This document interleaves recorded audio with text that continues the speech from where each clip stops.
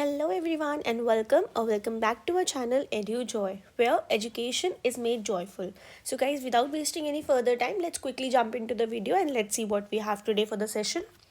So today for the session, we basically have Human Resources chapter number 5 of your class 8th. चलो हम human resources start करने से पहले हम एक छोटा सा रिकैप कर लेते हैं. फर्स्ट चैप्टर के अंदर हमने पढ़ा था रिसोर्सेज 3 टाइप के होते हैं, natural resources, human man made resources और ह्यूमन से खुद एक रिसोर्स होते हैं. तो बेसिकली नेचुरल रिसोर्सेज कौन से रिसोर्सेज होते हैं जो नेचर हमें प्रोवाइड करता है. फॉर एग्जांपल हम बात करें सनलाइट की, हम बात करें वाटर की या हम बात करें सॉइल की, ठीक है, वो होते हैं हमारे नेचुरल रिसोर्सेज. कोल की हम बात करें क्योंकि कोल हम बनाते थोड़ी है, वो होता है नेचुरल रिसोर्सेज. नेक्स्ट अगर हम बात करें ह्यूमन मेड रिसोर्सेज जो कि ह्यूमंस बनाते हैं, फॉर एग्जाम्पल बिल्डिंग, ठीक है, बिल्डिंग एक रिसोर्स है, हमारे काम में आ रही है, ठीक है, हमने सोलर एनर्जी बनाई, ठीक है, सनलाइट से वो क्या हुई, ह्यूमन मेड रिसोर्स है क्योंकि हम उससे क्या करते हैं, इलेक्ट्रिसिटी प्रोड्यूस करवा रहे हैं. नेक्स्ट आता है ह्यूमन रिसोर्स, यानी कि ह्यूमन एक खुद सबसे बड़ा रिसोर्स है प्लस सबसे इंपॉर्टेंट रिसोर्स है. क्यों है? क्योंकि ह्यूमन ही तो है जो नेचुरल रिसोर्सेज को काम में ले रहा है, ह्यूमन ही तो है जो ह्यूमन मेड रिसोर्सेज बना रहा है. अगर ह्यूमंस नहीं होंगे तो क्या नेचुरल रिसोर्सेज को काम में लेगा? नहीं. क्या ह्यूमन मेड रिसोर्सेज को बनाएगा? नहीं. तो humans are the most important resource for anything. अच्छा, आप बोलोगे मैम रिसोर्स रिसोर्स रिसोर्स तो आप बहुत बोल रहे हो, बट रिसोर्स होता क्या है बेसिकली? तो बेटा रिसोर्स वो होता है जो हमारे लिए यूजफुल हो, जो हमारी नीड्स को क्या कर दे, सेटिस्फाई कर दे. क्या करे? नीड्स को सेटिस्फाई करे. ठीक है, चलो let's start with the chapter. Humans एक बहुत ज़्यादा इंपॉर्टेंट रिसोर्स है. क्यों? Healthy, educated and motivated people develop resources as per their requirement. Healthy, सबसे पहला बीमार नहीं होना चाहिए, बीमार होगा तो कैसे काम करेगा. सेकंड हम बात करें एजुकेटेड पढ़ा लिखा होना चाहिए, उसे नॉलेज होनी चाहिए कि कहीं रेड वायर से ब्लू वायर मिला दी, शॉर्ट सर्किट ही कर दिया भाई. नहीं, एजुकेटेड होना चाहिए, पता होना चाहिए कि रेड वायर से कौन सी वायर मिलने वाली है. नेक्स्ट अगर हम बात करें मोटिवेटेड, उसमें काम करने की इच्छा भी तो होनी चाहिए. पता चले उसमें इच्छा ही नहीं है तो क्या कर लेगा, राइट? तो वो एक अच्छा रिसोर्सेज होता है ह्यूमन. अगर वो हेल्दी है, एजुकेटेड है और मोटिवेटेड है तो वो अपने हिसाब से रिसोर्सेज को मॉडिफाई कर लेगा या फिर रिसोर्सेज डेवलप कर लेगा. अगर हम बात करें क्या पूरे वर्ल्ड के अंदर ह्यूमन रिसोर्सेज इक्वल डिवाइडेड है? नहीं, पूरे वर्ल्ड के अंदर अलग अलग डिवाइडेड है. फॉर एग्जांपल मैं बात करूँ अफ्रीका की, वहाँ पे हो सकता है कम ह्यूमंस रहते हो. मैं बात करूँ रशिया की, हो सकता है अफ्रीका से ज़्यादा रहते हो. वो तो हम आगे देखेंगे ना कहाँ कितने रहते हैं. कैसे डिवाइडेड है? Based of education. हो सकता है कहीं बहुत एजुकेटेड लोग हो, कहीं नहीं हो. हम बात करें एज की, हो सकता है इस एरिया में यंग लोग ज़्यादा रहते हैं, इस एरिया में ओल्ड लोग ज़्यादा रहते हैं, किसी एरिया में हो सकता है मिडिल एज ग्रुप के लोग ज़्यादा रहते हैं, राइट? अगर हम बात करें सेक्स की, हो सकता है कहीं पे गर्ल्स ज़्यादा हो, बॉयज़ कम हो, कहीं पे हो सकता है गर्ल्स और बॉयज़ इक्वल हो, कहीं हो सकता है बॉयज़ ज़्यादा हो या फिर गर्ल्स कम हो. ठीक है, डिपेंड करता है. नाउ लेट्स स्टार्ट सी. अगर हम बात करें डिस्ट्रीब्यूशन ऑफ पॉपुलेशन जो है वो मेनली क्या है ना, हम अगर बात करें, हमें सब सारी जगह की याद करने की ज़रूरत नहीं है. सबसे पहले तो हम ये देखेंगे कि 90% जो वर्ल्ड की पॉपुलेशन है वो 30% ऑफ लैंड एरिया के अंदर ही है. बहुत अनइवनली डिस्ट्रीब्यूटेड है. सबसे ज़्यादा लोग कहाँ रह रहे हैं? सबसे ज़्यादा लोग रह रहे हैं south east Asia, Europe and north eastern areas में. देखो एशिया में कितने लोग हैं? 100 लोगों में से, राइट? उसमें से हम देख रहे हैं फिर यूरोप में है लोग ज़्यादा, फिर अफ्रीका में. बाकी जो कंट्रीज़ बची है जैसे कि न्यूजीलैंड बची है, सेंट्रल साउथ अफ्रीका बची है, वहाँ लोग हैं पर बहुत कम है. सबसे ज़्यादा कहाँ पे? सबसे ज़्यादा तो पहले एशिया में है, फिर यूरोप में है. तो कोई पूछे कहाँ है सबसे ज़्यादा लोग? सबसे ज़्यादा एशिया में, फिर अफ्रीका में, देन यूरोप में. ठीक है, ये हमें याद रखने बेसिकली कॉन्टिनेंट्स. अगर हम बात करें ये वाला जो चार्ट है, इन 10 कंट्रीज़ में लोग सबसे ज़्यादा रहते हैं. तो हमें सारी कंट्रीज़ का ये याद रखने की ज़रूरत नहीं है. बेसिकली क्या याद रखना है कि सबसे ज़्यादा पॉपुलेटेड कंट्री कौन सी है? चाइना. चाइना के अंदर सबसे ज़्यादा लोग रहते हैं. सेकंड हमारी खुद की कंट्री कौन से नंबर पे आती है? सेकंड नंबर पे आती है. गाइज ये बात हम सबको याद रखनी है कि हमारी कंट्री पॉपुलेशन में कहाँ आती है? सेकंड नंबर पे आती है. और सबसे कम लोग कहाँ रहते हैं? जापान में रहते हैं. कौन सी कंट्री में सबसे कम लोग रहते हैं? जापान में रहते हैं.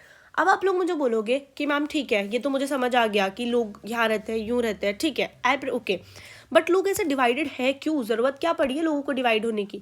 तो बेटा लोगों को डिवाइड होने की ज़रूरत ये पड़ी है basically, just a second, okay, किन फैक्टर्स के बेसिस पे लोग डिवाइडेड है? सबसे पहले अगर हम बात करें तो सबसे पहले लोग डिवाइडेड है टोपोग्राफी पे. टोपोग्राफी क्या होती है कि वहाँ का लैंड फॉर्म कैसा है. क्या कैसा है? वहाँ का लैंड फॉर्म कैसा है. क्या वहाँ का लैंड फॉर्म प्लेन है? ठीक है. क्या वहाँ का लैंड फॉर्म माउंटेन है?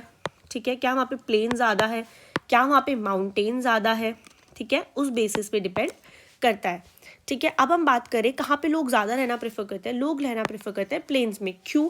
क्योंकि देखो बेटा, अगर माउंटेन में रहोगे वहाँ पे क्या है, क्लाइमेट की प्रॉब्लम है, ठीक है, लोगों को वहाँ पे ठंड ज़्यादा लगेगी, आने जाने में दिक्कत होगी, है ना, ट्रैवलिंग में बस ट्रेन वगैरह कितनी दिक्कत होगी। वहीं का आप रह रहे हो, यहाँ पे आप रह रहे हो प्लेन के अंदर, कितना ईजी हो गया राइट, प्लेन के अंदर लोगों को रहना, इतना ईजीली लोग वहाँ पे रह पा रहे हैं, कोई आने जाने की दिक्कत नहीं है, बढ़िया बढ़िया फैक्ट्री बनाओ, बढ़िया आराम से अपने लाइफ जियो राइट। और माउंटेन्स में कितनी प्रॉब्लम्स है लोगों को, ठीक है, इसलिए गंगा में लोग क्या रहते हैं, ज़्यादा रहते हैं। अच्छा, काम करना चाहो माउंटेन्स में क्या ही काम कर लोगे, कितने ही ऑक्यूपेशन होंगे, लेकिन प्लेन में जी भर के ऑक्यूपेशन है, जितने फार्मिंग कर लो, मैन्युफैक्चरिंग कर लो, कोई भी सर्विस कर लो, कोई दुकान खोल लो। माउंटेन्स में क्या है, लिमिटेड चीज़ें हैं, तुम कर ही नहीं सकते हो काम वहाँ पे ज़्यादा, ठीक है। गंगा प्लेन्स में लोग ज़्यादा रहते हैं और हिमालय में बहुत स्पेयरली, मतलब बहुत कम लोग रहते हैं। नेक्स्ट अगर हम बात करें क्लाइमेट की, अच्छा क्लाइमेट, मैं तुम्हें बोलूँ कि यार तुम पूरी गर्मी में जाके रह लो भयंकर, तुम रह सकते हो क्या? नहीं रह सकते मैम, बिल्कुल नहीं रह सकते। मैं तुम्हें बोलूँ तुम अंटार्कटिका जाके रह लो, पोलर रीजन में, रह सकते हो क्या? नहीं रह सकते। घूमने जाना एक अलग बात होती है, 1-2 दिन गए आ गए, बाकी तुम्हें भी क्या चाहिए, एक सूटेबल क्लाइमेट चाहिए। इसलिए लोग क्या कहते हैं, सहारा डिजर्ट में भी कम रहते हैं और पोलर रीजन्स में भी कम रहते हैं। फिर भी पोलर सहारा में फिर भी रह रहे हैं लोग, लेकिन अंटार्कटिका में कोई रहता है क्या बेसिकली परमानेंटली वहाँ पे? सुना है कि मैं तो अंटार्कटिका में रहता हूँ? नहीं, नहीं सुना होगा।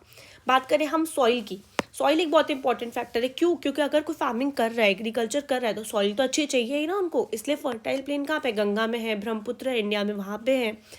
होंगही चंगजिनांग चाइना के अंदर है, क्योंकि वहाँ पे क्या है, रिवर बह रही है नील, ठीक है। इजिप्ट जो है वो डेंसली पॉपुलेटेड है, नील वाला, नील रिवर वाला जो रीजन है, क्योंकि वहाँ पे रिवर है तो ऑब्वियसली सॉइल क्या होगी, बहुत अच्छी होगी। वाटर, लोग वहाँ रहना प्रेफर करेंगे जहाँ पे वाटर अवेलेबल हो। बिना पानी के जी सकता है कोई? नहीं। डेजर्ट में क्या होता है, पॉपुलेशन इसीलिए कम है क्योंकि क्या है, वहाँ पे पानी की क्या है, बहुत ज़्यादा कमी है। अगर हम बात करें मिनरल्स की, जहाँ पे मिनरल्स होंगे वहाँ भी लोग रहेंगे। क्यों रहेंगे? क्योंकि माइनिंग करके पैसा कमा सकते हैं ना, इसलिए डायमंड माइन ज़्यादा कहाँ पे, साउथ अफ्रीका में, तो लोग अफ्रीका में रहना पसंद करते हैं। अगर हम बात करें सोशल, कल्चरल और इकोनॉमिक फैक्टर भी डिपेंड करता है। कैसे? अगर सोशल, जहाँ पे अच्छी हाउसिंग होगी, जहाँ पे घर अच्छे हैं, एजुकेशन अच्छी है, हेल्थ फैसिलिटी अच्छी है, वहीं पे लोग रहेंगे ना। इंडिया के अंदर पुणे में अच्छी है सब कुछ, इसलिए वहाँ पे लोग ज़्यादा रहना प्रेफर करते हैं। एक्सक्यूज मी, ठीक है, जहाँ पे अच्छी हाउसिंग होगी, जहाँ पे अच्छा चीज़ें होंगी, हेल्थ फैसिलिटीज़ होंगी, वहाँ पे लोग रहेंगे। जहाँ पे सोचो दूर दूर तक हॉस्पिटल ही नहीं है, कोई रहेगा वहाँ पे? बिल्कुल नहीं रहेगा। क्यों रहेगा वहाँ पे कोई? ठीक है।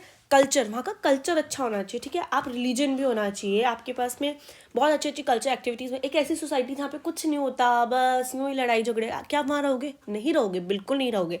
एक ऐसी सोसाइटी जहाँ पे अच्छा कल्चर है, अच्छी चीज़ें हैं, वहाँ पे आप रहना पसंद करोगे। इकोनॉमिक अपॉर्चुनिटीज़ भी होनी चाहिए, काम धंधा भी तो होना चाहिए राइट। लेमन लैंग्वेज में अगर हम बात करें, you need work to earn right, you need money to earn, तो वहाँ पे आपको इकोनॉमिक एक्टिविटीज़ भी अवेलेबल होनी चाहिए। इसलिए लोग मुंबई में ज़्यादा है ना, क्योंकि वहाँ पे इकोनॉमिक एक्टिविटीज़ ज़्यादा है। अगर हम बात करें पॉपुलेशन चेंज कैसे हो रही है धीरे धीरे, देख रहे हो आप यहाँ से, पहले एक ही था, फिर ये हुए, ठीक है, फिर ऐसे इकट्ठे होते जा रहे हैं। यहाँ पे लोग दिख रहे हैं, यहाँ पे इस वाले चार्ट के अंदर सबको। क्यों हो रहा है? क्यों हो रही है पॉपुलेशन? एक birth rate, death rate, migration, ये नेचुरल ग्रोथ होती है। अब बर्थ रेट क्या होती है कि कितने हज़ार बर्थ हो रहे, हज़ार लोगों के अंदर कितने बर्थ हैं जो जिंदा है, लाइव बर्थ है। ऐसा नहीं पैदा होते बच्चा मर गया तो उसको आप बर्थ रेट मानोगे, नहीं, वो लाइव बर्थ है। डेथ रेट की 1000 लोगों के अंदर कितने लोगों की डेथ हो रही है। माइग्रेशन की, एक जगह से दूसरी जगह क्यों जा रहे हैं, चाहे वो किसी भी चीज़ के लिए जा रहे हो, बट क्यों जा रहे हैं वो लोग, तो जा रहे हैं, तो वो क्या हो गया, माइग्रेशन में उसके डिफेक्ट आ गया।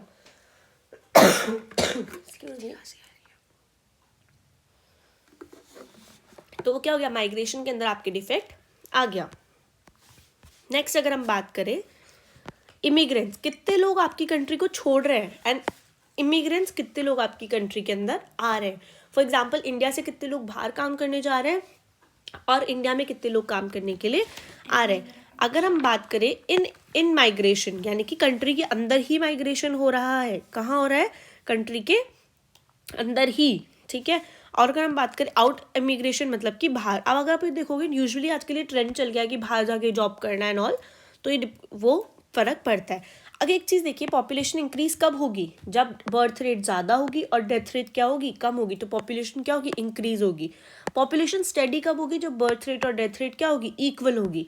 और पॉपुलेशन डिक्रीज कब होगी, जब बर्थ बहुत कम हो रहे, 2 ही बर्थ हो रहे लेकिन 5 जने एक साथ मर रहे हैं, तो वो क्या होगी, पॉपुलेशन डिक्रीज। ये आप लोगों को थोड़ा सा याद रखने वाली बात है कि पॉपुलेशन इंक्रीज कब होगी, स्टेडी कब रहेगी और डिक्रीज कब होगी। अब पैटर्न ऑफ पॉपुलेशन चेंज, क्या पैटर्न आ रहा है पॉपुलेशन चेंज के अंदर, ठीक है। अगर आप बात करो कि भाई जो लोग हैं ना वो कैसे रहना चाह रहे हैं, अगर आप बात करो रिसोर्स की, तो लोगों को जानना ज़रूरी है कि age, sex, literacy level, health condition, occupation, income level, सब कुछ बहुत ज़रूरी है एक जगह पे इंसान को रहने के लिए। तुम सोचो कि नहीं यार यहीं पे ज़्यादा लोग होंगे, नहीं, ऐसा नहीं होता। अच्छा, एक चीज़ जो है मैं आपको इम्पोर्टेंट इसके अंदर एक चीज़ शो करना चाहती हूँ, give me a second. Okay, इस वाले आप जो फिगर 5.5 है इसको ध्यान से देखो, ब्लू इंडिकेट्स वेरी हाई, इसका मतलब ये जो रीजन्स है ना बेसिकली यहाँ पे क्या है, बहुत ज़्यादा हाई है।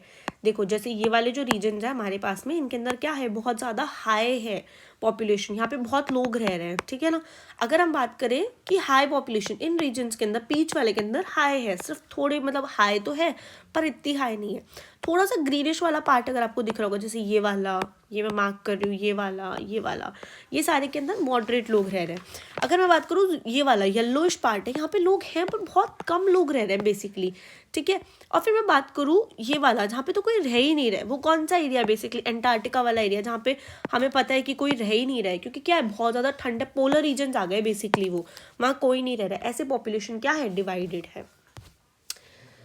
ओके, पिरामिड्स की हम बात करें, पॉपुलेशन का पिरामिड्स हमें दिखा रहा है, हर जगह का मेल फीमेल पिरामिड अलग होता है, क्योंकि हर जगह डिवाइड हो रखी है, मैंने आपको बताया था according to age and sex divide हो रखा है, तो हर जगह का जो पिरामिड है वो अलग है। इंडिया का अलग होगा, एक बार आप लोग जाके सर्च कीजिएगा कि इंडिया के अंदर क्या पॉपुलेशन है एट प्रेजेंट, और कितने फीमेल्स हैं और कितने मेल्स हैं, ये भी सर्च करिएगा। और ये भी सर्च करिएगा कि ओल्ड एज कितने हैं, मिडिल एज कितने हैं, यंग कितने हैं, ठीक है। ये आप तो आके अपना सर्च करिएगा। And please do let me know in the comment section कि इंडिया की प्रेजेंट पॉपुलेशन क्या है, present population of India. Okay, मुझे जल्दी से आप लोग कमेंट करके बताना प्रेजेंट पॉपुलेशन ऑफ इंडिया क्या है।